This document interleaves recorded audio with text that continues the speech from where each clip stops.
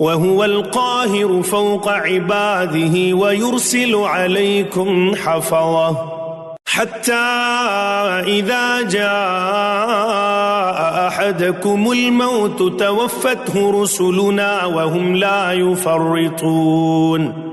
اور وہی اپنے بندوں کے اوپر غالب ہے، برتر ہے، اور تم پر نگہداشت رکھنے والے بھیجتا ہے، یہاں تک کہ جب تم میں سے کسی کو موت آ پہنچتی ہے، اس کی روح ہمارے بھیجے ہوئے فرشتے قبض کر لیتے ہیں، اور وہ ذرا کوتاہی نہیں کرتے۔ ثم ردوا إلى الله مولاهم الحق ألا له الحكم وهو أسرع الحاسبين۔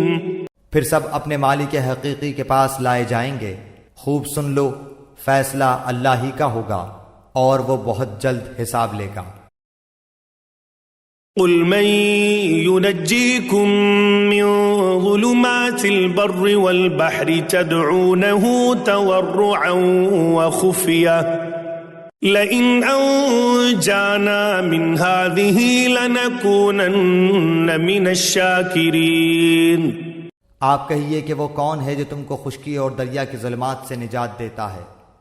تم اس کو پکارتے ہو گڑ گڑا کر اور چپکے چپکے، کہ اگر تو ہم کو ان سے نجات دے دے تو ہم ضرور شکر کرنے والوں میں سے ہو جائیں گے۔ قل اللہ ینجیکم منہا ومن کل کرب ثم انتم تشرکون۔ آپ کہہ دیجئے کہ اللہ ہی تم کو ان سے نجات دیتا ہے، اور ہر غم سے تم پھر بھی شرک کرنے لگتے ہو۔ قل هو القادر على أن يبعث عليكم عذابا من فوقكم أو من تحت أرجلكم أو يلبسكم شيعا ويذيق بعضكم بأس بعض انظر كيف نصرف الآيات لعلهم يفقهون۔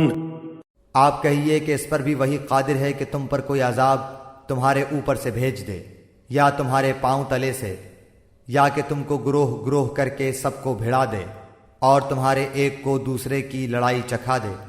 آپ دیکھیے تو صحیح ہم کس طرح دلائل مختلف پہلوؤں سے بیان کرتے ہیں، شاید وہ سمجھ جائیں۔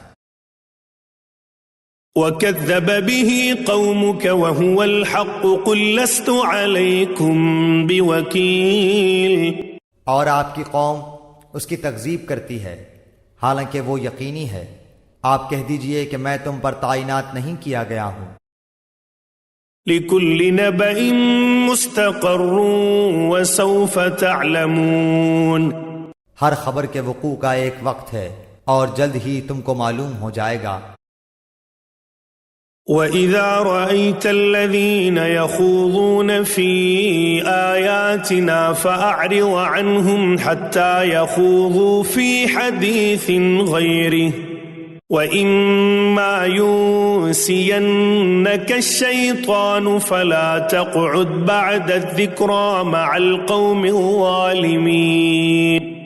اور جب آپ ان لوگوں کو دیکھیں جو ہماری آیات میں عیب جوئی کر رہے ہیں تو ان لوگوں سے کنارہ کش ہو جائیں یہاں تک کہ وہ کسی اور بات میں لگ جائیں، اور اگر آپ کو شیطان بھلا دے تو یاد آنے کے بعد پھر ایسے ظالم لوگوں کے ساتھ مت بیٹھیں۔ وَمَا عَلَى الَّذِينَ يَتَّقُونَ مِنْ حِسَابِهِمْ مِنْ شَيْءٍ وَلَكِنْ ذِكْرَى لَعَلَّهُمْ يَتَّقُونَ۔ اور جو لوگ پرہیزگار ہیں ان پر ان کی باز پرس کا کوئی اثر نہ پہنچے گا، اور لیکن ان کے ذمے نصیحت کر دینا ہے، شاید وہ بھی تقوی اختیار کریں۔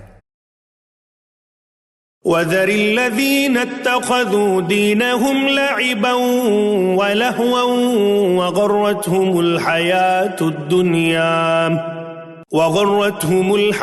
الدُّنْيَا وَذَكِّرْ بِهِ أَن تُبْسَلَ نَفْسٌ بِمَا كَسَبَتْ لَيْسَ لَهَا مِن دُونِ اللَّهِ وَلِيٌّ وَلَا شَفِيعٌ وَإِن تَعْدِلْ كُلَّ عَدْلٍ لَا يُؤْخَذْ مِنْهَا أُولَئِكَ الَّذِينَ أُبْسِلُوا بِمَا كَسَبُوا لهم شراب من حميم وعذاب أليم بما كانوا يكفرون۔ اور ایسے لوگوں سے بالکل کنارہ کش رہیں جنہوں نے اپنے دین کو کھیل تماشا بنا رکھا ہے اور دنیاوی زندگی نے انہیں دھوکے میں ڈال رکھا ہے، اور اس قرآن کے ذریعے سے نصیحت بھی کرتے رہیں تاکہ کوئی شخص اپنے کردار کے سبب اس طرح نہ پھنس جائے کہ کوئی غیر اللہ اس کا نہ مددگار ہو اور نہ سفارشی، اور یہ کیفیت ہو کہ اگر دنیا بھر کا معاوضہ بھی دے ڈالے تب بھی اس سے نہ لیا جائے۔ ایسے ہی ہیں کہ اپنے کردار کے سبب پھنس گئے، ان کے لیے نہایت تیز گرم پانی پینے کے لیے ہوگا اور دردناک سزا ہوگی اپنے کفر کے سبب۔